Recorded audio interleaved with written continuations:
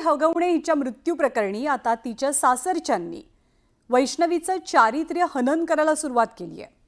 वैष्णवी ही कुणा एका व्यक्तीसोबत चॅट करायची असा दावा आरोपी हगवणेंच्या वकिलांनी थेट कोर्टात केला।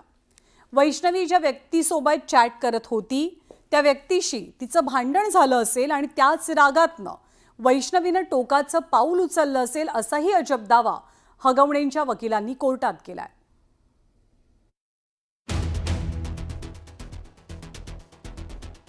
वैष्णवीनं सासरच्या जाचाला कंटाळून आत्महत्या केली, पण आता तिच्या मृत्यूनंतर सासरच्यांनी तिची बदनामी सुरू केली आहे। वैष्णवीच्या मृत्यू प्रकरणी पोलिसांनी वैष्णवीचा पती, सासू, सासरे, दीर आणि नणंद यांना कोर्टात हजर केलं, पण पहिल्याच सुनावणीत आरोपी हगवणेच्या वकिलांनी वैष्णवीच्या चारित्र्यावर संशय व्यक्त केला। तपासात कुठलीही प्रगती नाही। आरोपीचे मोबाईल जप्त करायचे, मोबाईलमध्ये काही शूटिंग असण्याची शक्यता आहे। एक आरोपी निलेश चव्हाण फरार आहे। या 5 जणांचे कॉल रेकॉर्ड तपासायचे। सोनं गहाण ठेवलं, त्याचे पैसे कुठे गेले, मोबाईलमध्ये अनेक चाट असण्याची शक्यता आहे, असा युक्तिवाद सरकारी वकिलांनी केला। पोलीस त्यांचा योग्य पद्धतीने तपास करतायत। पोलीस त्याचा तपास करून निर्णय घेतील, आणि हे जे आरोप करतायत ह्यात काही तथ्य नाही आहे। हे आता आमच्या मुलीवरती जे शिंतोडे उडवतात याचा मी जाहीर निषेध करतो या फॅमिलीचा। हे योग्य नाही आहे। मुलगी गेली त्याचं दुःख मोठं आहे आमच्यावरती, पण स्वतःला वाचवण्यासाठी आमच्या मुलीवरती आरोप करतात, हे योग्य नाही। सरकारी वकिलांच्या युक्तिवादानंतर आरोपी हगवणेंच्या वकिलांनी युक्तिवाद करताना वैष्णवीच्या चारित्र्यावर बोट ठेवलं। वैष्णवीनं यापूर्वीही आत्महत्या करण्याचा प्रयत्न केला होता। ज्या माणसासोबत ती चॅट करत होती त्यानं नकार दिला असेल, म्हणून ती नैराश्यात असेल। वैष्णवी चॅट करत असलेल्या व्यक्तीचा जबाब का घेतला नाही?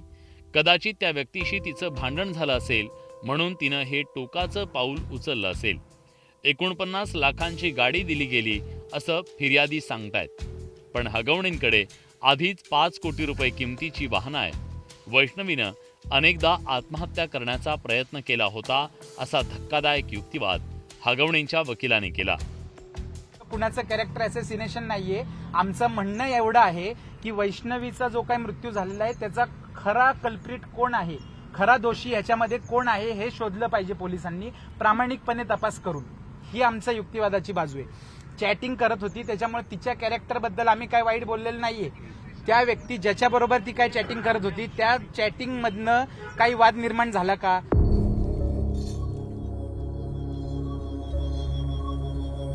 वैष्णवीच्या आत्महत्येनं सगळं समाजमन हेलावून गेलंय। हगवणे कुटुंबाकडून तिचा अतोनात छळ करण्यात आला। आत्महत्येपूर्वी तिला मारहाण करण्यात आल्याचं पोस्टमॉर्टम रिपोर्टमधून उघड झालं। एकीकडे रोज हगवणे कुटुंबाच्या छळाच्या कथा समोर येत असताना आता बचावासाठी हगवणेंकडून वैष्णवीच्या चारित्र्यावर सवाल उपस्थित करण्यात आले।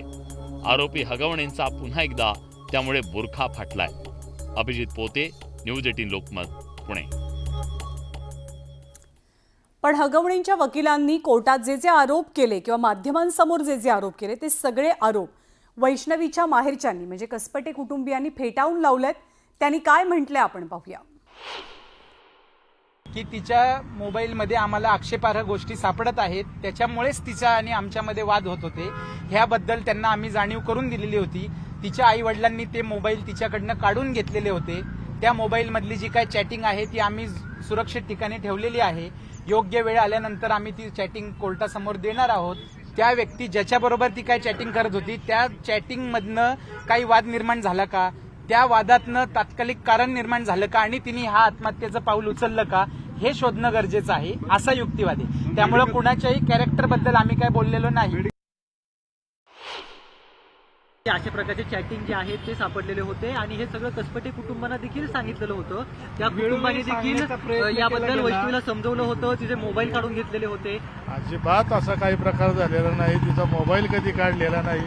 त्यांनी काढून घेतला असलं तर आम्हाला माहित नाही। कसपटे कुटुंबाने काढून घेतला। आम्ही कशाला काढून घेऊ? आम्ही आमच्या मुलीला मोबाईल दिलेला आहे ना, सर्व देतो। आम्ही मोबाईल कशा करता काढून घेऊ? 40 लाखाची यांनी फॉर्च्युनर दिली म्हणतात. ह्याच्याकडे ऑलरेडी 90 लाखाची मर्सिडीज आहे. 5 कोटीच्या गाड्या घरात पार्किंगला आहेत.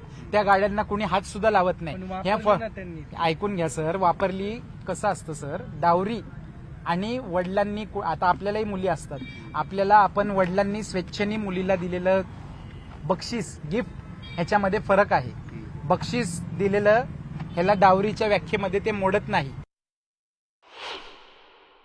मी साक्षीदार आहे स्वतः.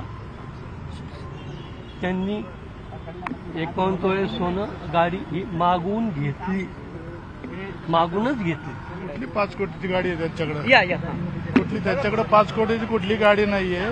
ती एक मर्सिडीज आहे, त्याच्यावर एक कर्ज आहे, लोन आहे. ती गाडी ओढून नेली होती असं ऐकलं होतं आम्ही. त्यावेळेला आमच्या भावाने मदत करून ती गाडी ती पुन्हा आणलेली आहे. त्यामुळे त्यांच्याकडे कुठल्या अशा 5 कोटीच्या वगैरे गाड्या आमच्या माहिती नाही. घरातल्या प्रत्येक व्यक्तीचे दागिने गहाण ठेवलेले आहेत आणि तिची जर तक्रार असती दागिने गहाण ठेवण्याबद्दलची तर एफआयआर मध्ये आली असती. तिने आजपर्यंत तिच्या आई वडिलांना विरोध केला असता. सगळ्यात महत्वाची बाब एक लक्षात घ्या, 23 तारखेला लग्न झालेलं आहे. 23 तारखेनंतर मुली ह्या वैष्णवीच्या नावाची 2023ला लग्न झाले. 23 नंतर वैष्णवीच्या नावावरची प्रॉपर्टी तिच्या घरच्यांनी विकली आहे. तिला वैष्णवीला आम्ही नेऊन सोडली, तिला न हरकत द्यायला. ती प्रॉपर्टी बिल्डरला विकलेली आहे. मग हुंड्यामध्ये इंटरेस्ट असणारी फॅमिली अशा पद्धतीने तिच्या प्रॉपर्टीला नो ऑब्जेक्शन द्यायला लावेल का त्या मुलीला? बांधकाम व्यावसायिकांकडे जाऊन परस्पर भेटत होते असं तुमच्या आशेलाबद्दल का आरोप केला? तेच तर आरोप आहेत. आता त्यांना काही सापडत नाहीये ना आमच्या विरुद्ध. त्यांना फक्त एवढंच विचारा तुम्ही की तुमच्या मुलीचं ना हरकत तुम्ही घेतली का, प्रॉपर्टी विकली का बिल्डरला लयच्या लग्नानंतर? त्यावेळेस तिच्या सासरकडच्या लोकांनी ऑब्जेक्शन घेतलं का? तिला आणून सोडलं का घरी ह्या ट्रान्झॅक्शनसाठी, ह्या व्यवहारासाठी?